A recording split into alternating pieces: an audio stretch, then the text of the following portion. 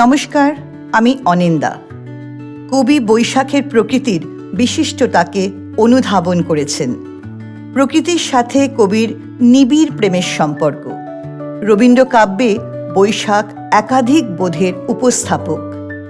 আজ শোনাব কবিগুরু রবীন্দ্রনাথ ঠাকুরের খেয়া কাব্যগ্রন্থের কবিতা বৈশাখে। তপ্ত হাওয়া দিয়েছে আজ আমলা গাছের কচি পাতায়, কোথা থেকে ক্ষণে ক্ষণে নিমের ফুলে গন্ধে মাতায়। কেউ কোথা নেই মাঠের পরে, কেউ কোথা নেই শূন্য ঘরে।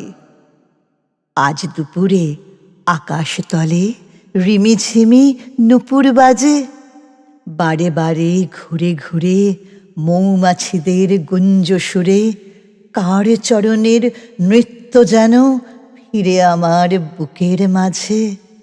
রক্তে আমার তালে তালে রিমিঝিমি নুপুর বাজে, ঘন মহুল শাখার মতো নিঃশ্বসিয়া উঠিছে প্রাণ। গায়ে আমার লেগেছে কার এলো চুলের সুদূর ঘ্রাণ। আজি রোদের প্রখর তাপে বাঁধের জলে আলো কাঁপে, বাতাস বাজে মরমরিয়া সারি বাঁধা তালের বনে। আমার মনের মরিচিকা আকাশ পারে পড়ল লেখা, লক্ষ্যবিহীন দূরের পরে চেয়ে আছি আপন মনে।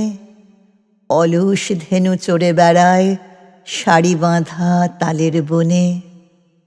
আজকার এই তপ্ত দিনে কাটল বেলা এমনি করে। গ্রামের ধারে ঘাটের পথে এলো গভীর ছায়া পড়ে। সন্ধ্যা এখন পড়ছে হেলে, শাল বনেতে আঁচল মেলে। আধার ঢালা দিঘির ঘাটে হয়েছে শেষ কলস ভরা। মনের কথা কুড়িয়ে নিয়ে ভাবি মাঠের মধ্যে গিয়ে, সারা দিনের অকাজে আজ কেউ কি মরে দেয়নি ধরা। আমার কি মন শূন্য যখন হলো বধূর কলস ভরা।